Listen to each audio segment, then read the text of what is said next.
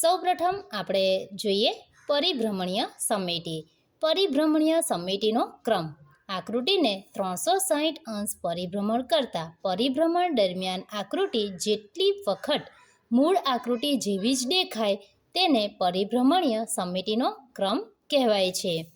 પરિભ્રમણીય સમમિતિ ઘડિયાળના કાંટાની દિશામાં પણ હોઈ શકે અને ઘડિયાળના કાંટાની વિરુદ્ધ દિશામાં પણ હોઈ શકે છે.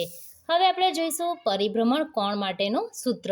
તો પરિભ્રમણ કોણ બરાબર 360 અંશ ભાગ્યા પરિભ્રમણનો ક્રમ. ત્યારબાદ છે પરિભ્રમણ કેન્દ્ર. જે નિશ્ચિત બિંદુની આસપાસ વસ્તુ ફરે તે નિશ્ચિત બિંદુને પરિભ્રમણ કેન્દ્ર તરીકે ઓળખવામાં આવે છે. હવે આપણે વિવિધ આકારોમાં પરિભ્રમણીય સમમિતિ કઈ રીતે શોધી શકાય તેની માહિતી પ્રવૃત્તિ દ્વારા મેળવીશું.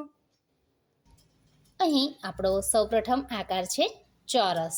તો આ જે છે એ આપણો ચોરસ આકાર છે. હવે આપણે આ ચોરસ આકારમાં પરિભ્રમણીય સમમિતિ શોધીશું.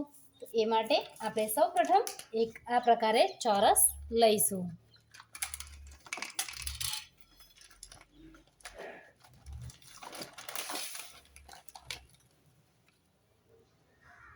હવે આપણે આ ચોરસને આ પ્રકારે કોર્નર પરથી વાળીશું, એટલે કે તેના વિકર્ણનું આપણે મધ્યબિંદુ શોધીશું આ પ્રકારે. ત્યારબાદ ફરીથી આ પ્રકારે.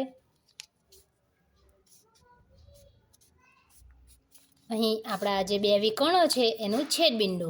તો જે જગ્યા પર બંને વિકર્ણો ભેગા થાય છે ત્યાં આપણે પુષપિન લગાવીશું આ પ્રકારે. હવે તેને આ ચોરસની ઉપર બંધ બેસે તે રીતે ગોઠવી દઈશું. હવે આપણે અહીં જોઈ શકીએ છીએ બિંદુ P છે, માટે આપણે અહીં ડોટ કરીશું. હવે આપણે જોવાનું છે કે આપણે 360 અંશના પરિભ્રમણ કરતી વખતે કેટલી વખત આકૃતિ મૂળ આકૃતિ જેવી જોવા મળે છે. તો અહીં આપણે સૌપ્રથમ અહીંથી શરૂઆત કરીશું. ફરીથી આપણે એક ચક્ર આ પ્રકારે પૂરું કરી અને અહીં આ બિંદુ P છે એને આ ટપકા સાથે આ રીતે લાવીશું. હવે આપણે જોઈએ કે કેટલી વખતે આકૃતિ મૂળ આકૃતિ પર બંધ બેસે છે. તો અહીં શરૂઆત કરીએ. 1 2 3 અને 4 માટે આપણે પરિભ્રમણનો ક્રમ થશે 4. પરિભ્રમણ કોણ શોધીશું. પરિભ્રમણ કોણ બરાબર 360 અંશ ભાગ્યા પરિભ્રમણનો ક્રમ. તો અહીં 360 અંશ આપણો પરિભ્રમણનો ક્રમ છે 4, માટે આપણે લખીશું 4 બરાબર જવાબ આપણને મળે છે 90 અંશ. તો અહીં આપણે જોઈએ પરિભ્રમણ કેન્દ્ર આપણે કઈ રીતે શોધ્યું છે. પરિભ્રમણ કેન્દ્ર એ વિકર્ણનું છેદબિંદુ છે. ત્યારબાદ અહીં આપણે જોઈશું પરિભ્રમણ કોણ. એમાં આવશે 90, 180, 270 અને 360. તો ચોરસમાં આપણને આ પ્રમાણે પરિભ્રમણ કોણ મળશે. પરિભ્રમણ કેન્દ્ર, વિકર્ણનું છેદબિંદુ અને પરિભ્રમણનો ક્રમ 4 છે. હવે આપણે બીજો આકાર લઈશું. આપણો બીજો આકાર છે લંબચોરસ.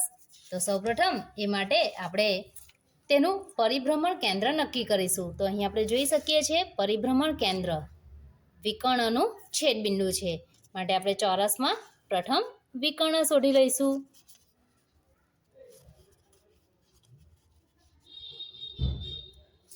ત્યારબાદ અહીં જે જગ્યા પર વિકર્ણો છેડે છે તે આપણે જગ્યા પર પુષપિન લગાવીશું. ત્યારબાદ તેને આ લંબચોરસ ઉપર આપણે ગોઠવી દઈશું આ પ્રકારે. હવે આપણે અહીં બિંદુ P દર્શાવ્યું છે. તો અહીં આપણે અહીંથી શરૂઆત કરીશું, ડોટ મૂકીશું. કેટલી વખત આપણને આકૃતિ મૂળ આકૃતિ જેવી જોવા મળે છે. તો અહીં 1 અને 2 માટે આપણો પરિભ્રમણનો ક્રમ જે છે એ આવશે 2 લંબચોરસ માટે. હવે આપણે શોધીશું તેનો પરિભ્રમણ કોણ. પરિભ્રમણ કોણ બરાબર 360 અંશ ભાગ્યા પરિભ્રમણનો ક્રમ. તો એ માટે થશે 360 અંશ પરિભ્રમણનો ક્રમ આપણો છે 2, કારણ કે આપણે જ્યારે એક આખું ચક્ર પૂર્ણ કરીએ છીએ ત્યારે આકૃતિ 2 વાર મૂળ આકૃતિ જેવી જોવા મળે છે. માટે 360 ભાગ્યા 2 બરાબર જવાબ મળશે 180 અંશ. તો અહીં આવશે 180 અંશ અને 360 અંશ, જેને આપણે કહીશું પરિભ્રમણ કોણ. હવે આપણે નવો ત્રિકોણ લઈશું, જે છે સમબાજુ ત્રિકોણ. સમબાજુ ત્રિકોણ એટલે જે ત્રિકોણની બધી જ બાજુઓના માપ સરખા હોય. તો સૌપ્રથમ આપણે આ ત્રિકોણ માટે પરિભ્રમણ કેન્દ્ર શોધીશું. તો પરિભ્રમણ કેન્દ્ર મધ્યગાઓનું છેદબિંદુ છે. તો આપણે અહીં સૌપ્રથમ આ ત્રિકોણ લીધો છે. હવે આપણે તેની મધ્યગા આ પ્રકારે શોધીશું. બંને છેડાને આ પ્રકારે જોઈન્ટ કરીશું અને આ રીતે આપણે વાળીશું. ત્યારબાદ બીજી તરફથી કોઈ પણ 2 તરફથી તમે વાળશો એટલે તમને તેનું છેદબિંદુ મળી જશે. ત્રણેય બાજુથી પણ વાળી શકાય છે. તો જે જગ્યા પર બંને લાઈન ભેગી રહે છે એ છેદબિંદુ છે. તો આપણે તે જગ્યા પર પુષ્પિનને લગાવીશું.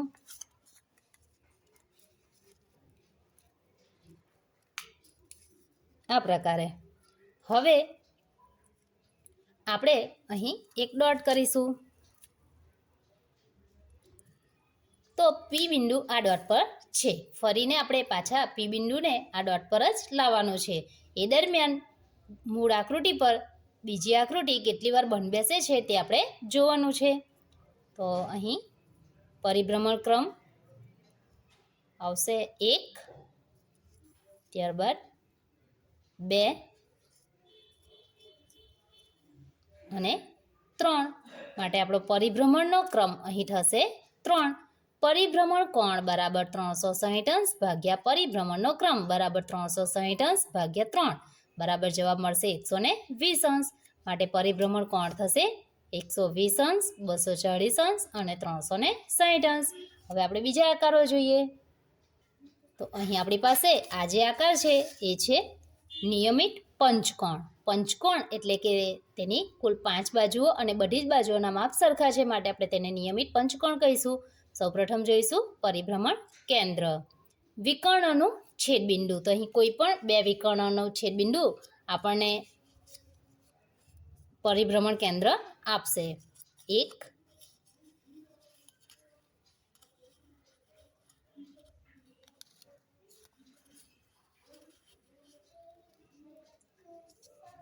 અને આ પ્રકારે 2. અહીં જે છેદબિંદુ છે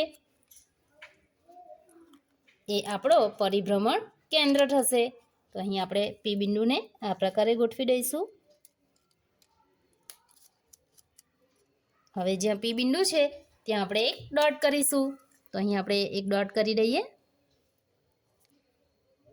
કેટલી વખત આકૃતિ મૂળ આકૃતિ પર બંધ બેસતી આવે છે તે આપણે જોઈશું એક ચક્ર પૂર્ણ કરતા.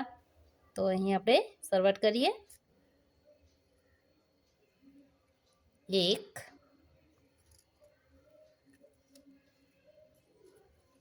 2, 3, 4 અને 5. માટે આપણો પરિભ્રમણનો ક્રમ થશે 5. હવે પરિભ્રમણ કોણ શોધીશું. પરિભ્રમણ કોણ બરાબર 360 અંશ ભાગ્યા પરિભ્રમણનો ક્રમ બરાબર 360 અંશ ભાગ્યા 5 બરાબર જવાબ આપણને મળે છે 72 અંશ. હવે આપણે બીજો એક નવો આકાર લઈએ. એ છે આપણો ષટકોણ. તો સૌપ્રથમ ષટકોણ અહીં નિયમિત ષટકોણ છે. તેની કુલ 6 બાજુઓ છે. આપણે પરિભ્રમણ કેન્દ્ર જોઈશું. વિકર્ણનું છેદબિંદુ છે. તો સૌપ્રથમ આપણે અહીં વિકર્ણનું છેદબિંદુ શોધી લઈશું. કોઈ પણ 2 વિકર્ણ અને આ પ્રકારે વાળીશું એટલે આપણને તેનું છેદબિંદુ મળી જશે. તો અહીં આપણને આ જે જગ્યા પર બંને વિકર્ણો ભેગા થાય છે તે આપણું પરિભ્રમણ કેન્દ્ર બનશે. આપણે તેને આ પ્રકારે ગોઠવી દઈશું. હવે બિંદુ પી અહીં ઉપરની તરફ છે. આપણે અહીં ડોટ કરીશું. એક ચક્ર પૂર્ણ કરતા કેટલી વખત આકૃતિ મૂળ આકૃતિ જેવી જ દેખાય છે. તો અહીં શરૂઆત કરીએ. 1, 2, 3, 4, 5 અને 6. માટે આપણો પરિભ્રમણનો ક્રમ થશે 6. હવે આપણે શોધીશું પરિભ્રમણ કોણ. પરિભ્રમણ કોણ બરાબર 360 અંશ ભાગ્યા પરિભ્રમણનો ક્રમ બરાબર 360 અંશ ભાગ્યા 6 બરાબર જવાબ મળે છે આપણને 60 અંશ. તો અહીં પરિભ્રમણ કોણ થશે 60 અંશ, 120 અંશ, 180 અંશ, 240 અંશ, 300 અંશ અને 360 અંશ. હવે આપણે એક નવો આકાર લઈએ, એ છે આપણું અર્ધવર્તુળ. તો સૌપ્રથમ આપણે અર્ધવર્તુળ માટે એનું પરિભ્રમણ કેન્દ્ર શોધીશું. તો અર્ધવર્તુળનું જે પરિભ્રમણ કેન્દ્ર છે એ અર્ધવર્તુળનું કેન્દ્રક થશે. માટે આપણે આ પ્રકારે તેને વચ્ચેથી આ રીતે ફોલ્ડ કરીશું. તો આપણને અહીં મળે છે તેનું પરિભ્રમણ કેન્દ્ર. હવે આપણે પરિભ્રમણ ક્રમ શોધીએ. તો એ માટે સૌપ્રથમ આપણે આ પ્રકારે અહીં લગાવી દઈશું. અહીં આપણે દર્શાવીશું બિંદુ P અને અહીં કરીશું ડોટ. ફરીથી જોઈએ, એક ચક્ર પૂર્ણ કરતા મૂળ આકૃતિ ફરીથી કેટલી વખત આપણને એ જ પ્રકારે જોવા મળે છે, એટલે કે એકબીજા પર બંધબેસતી જોવા મળે છે. તો અહીં આપણે શરૂઆત કરીએ.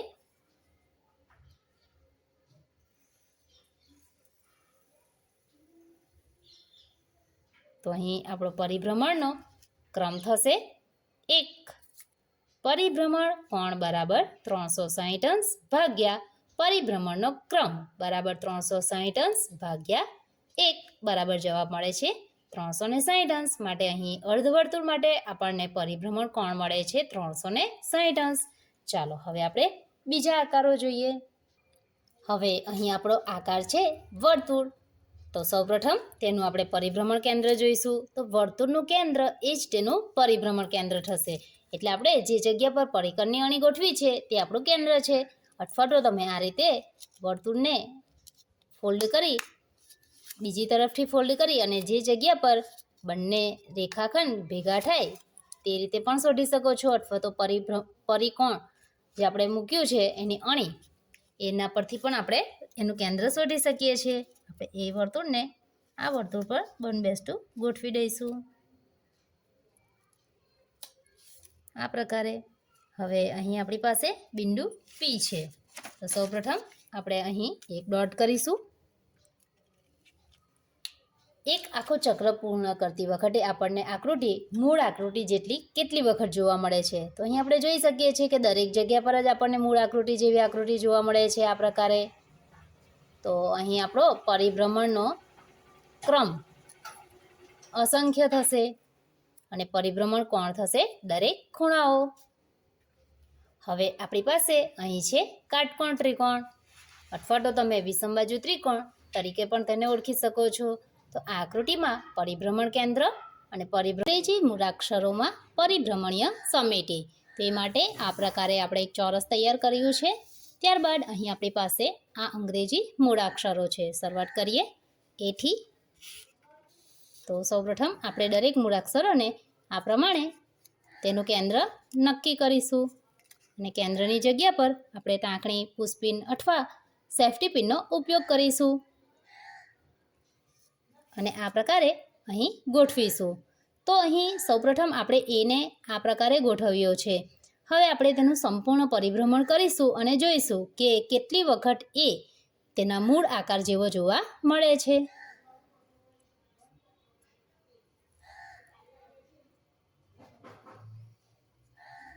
તો અહીં આપણે જોઈ શકીએ છીએ સંપૂર્ણ પરિભ્રમણ કરતાં આપણને એક જ વખત આ મૂળાક્ષર એના જેવો જ જોવા મળે છે. માટે આપણી પરિભ્રમણીય સમિતિનો ક્રમ મળશે આપણને 1. તે જ પ્રકારે બીજો મૂળાક્ષર લઈશું.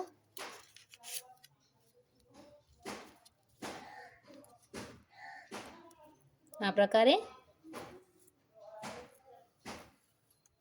તો અહીં પણ પરિભ્રમણીય સમિતિનો ક્રમ થશે 1. C.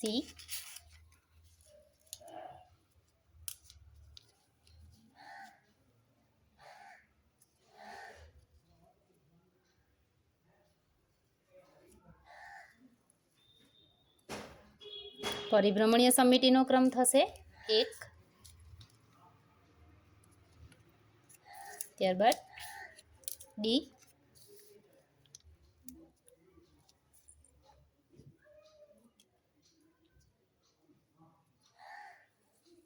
અહીં તમે ઘડિયાળના કાંટાની દિશામાં અથવા તો ઘડિયાળના કાંટાની વિરુદ્ધ દિશામાં પણ પરિભ્રમણ કરાવી શકો છો. તો અહીં પરિભ્રમણીય સમિતિનો ક્રમ મળશે 1. ત્યારબાદ છે ઈ,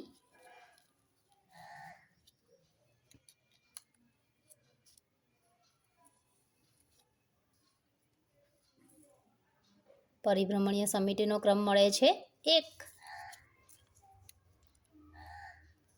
હવે આપણે લઈશું મૂળાક્ષર એફ.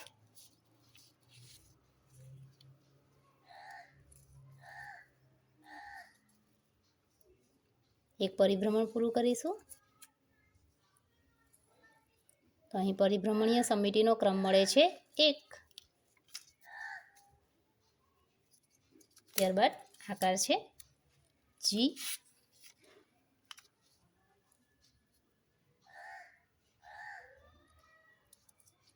અહીં એક પરિભ્રમણ પૂર્ણ કરીશું.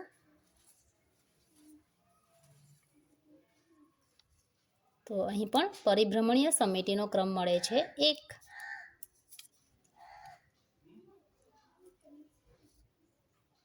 ત્યારબાદ એચ,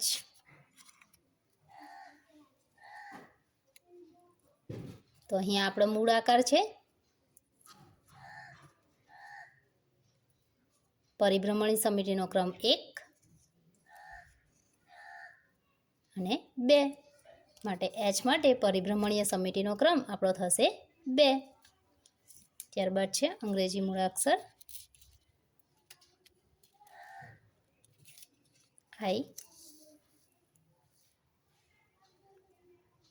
અહીં આપણે એક પરિભ્રમણ પૂર્ણ કરીશું. અહીં પરિભ્રમણીય સમિતિનો ક્રમ છે 1 અને 2 માટે આઈ માટે પરિભ્રમણીય સમિતિનો ક્રમ થશે 2. ત્યારબાદ છે જે,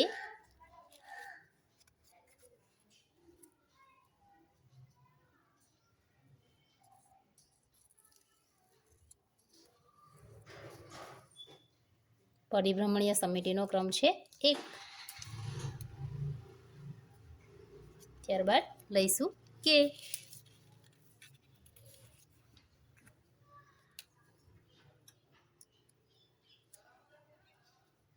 એક સંપૂર્ણ પરિભ્રમણ આપીશું. પરિભ્રમણીય સમિતિનો ક્રમ થશે 1. હવે લઈશું એલ. એક સંપૂર્ણ પરિભ્રમણ આપીશું.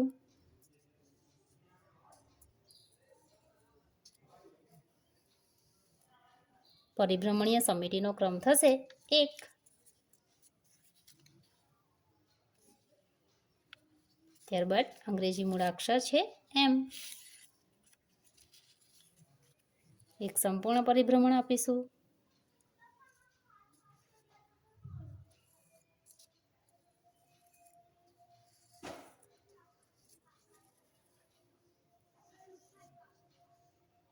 અહીં પરિભ્રમણીય સમિતિનો ક્રમ થશે 1. ત્યારબાદ આપણે અંગ્રેજી મૂળાક્ષર લઈશું એન.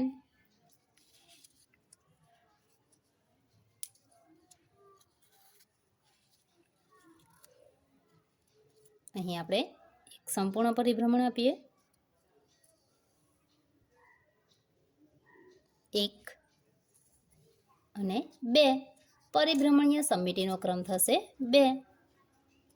ત્યારબાદ લઈશું ઓ. અહીં ઓ રાઉન્ડ હશે તો પરિભ્રમણીય સમિતિનો ક્રમ થશે ઇન્ફિનિટી.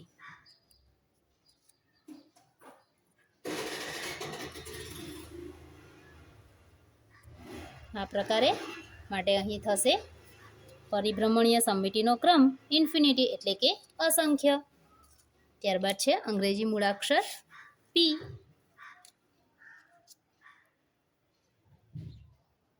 અહીં આપણે એક સંપૂર્ણ પરિભ્રમણ આપીશું. પરિભ્રમણીય સમિતિનો ક્રમ થશે 1. હવે લઈશું અંગ્રેજી મૂળાક્ષર ક્યુ.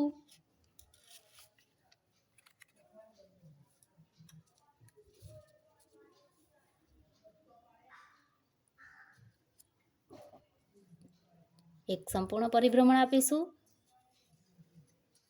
પરિભ્રમણીય સમિતિનો ક્રમ થશે 1. હવે બીજો અંગ્રેજી મૂળાક્ષર લઈશું આર. એક સંપૂર્ણ પરિભ્રમણ આપીશું. પરિભ્રમણીય સમિતિનો ક્રમ થશે 1.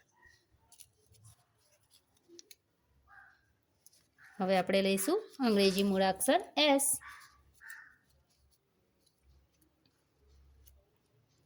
એક સંપૂર્ણ પરિભ્રમણ આપીશું. પરિભ્રમણીય સમિતિનો ક્રમ થશે 1. હવે લઈશું અંગ્રેજી મૂળાક્ષર ટી. એક સંપૂર્ણ પરિભ્રમણ આપીશું.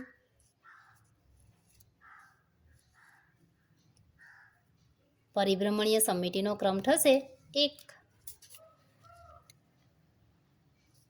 હવે છે આપણો અંગ્રેજી મૂળાક્ષર યુ.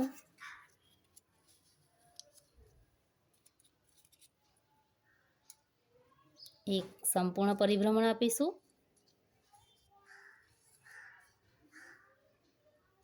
પરિભ્રમણીય સમિતિનો ક્રમ થશે 1. જો વિદ્યાર્થી મિત્રો, અહીં મેં દરેક આકૃતિમાં પરિભ્રમણ કેન્દ્ર અગાઉથી જ તૈયાર રાખ્યા છે. જો આપણે તૈયાર ન રાખ્યા હોય તો આ પ્રકારે ફોલ્ડ કરીને અથવા તો પરિકરની અણી પરથી જે જગ્યાએ આપણે અણી ગોઠવી હોય તે પ્રમાણે આપણે શોધી શકીએ છીએ. હવે આવે છે અંગ્રેજી મૂળાક્ષર વી.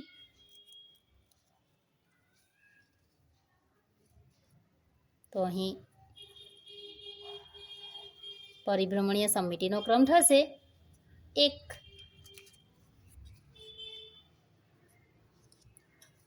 હવે આવે છે અંગ્રેજી મૂળાક્ષર ડબલ્યુ. પરિભ્રમણીય સમિતિનો ક્રમ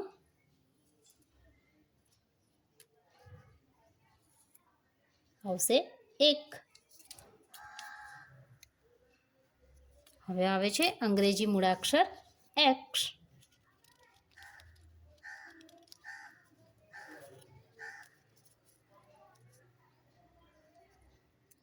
અહીં આપણે શરૂઆત અહીંથી કરીએ છીએ. તો પરિભ્રમણીય સમિતિનો ક્રમ થશે 1, 2, 3 અને 4. ત્યારબાદ છે વાય.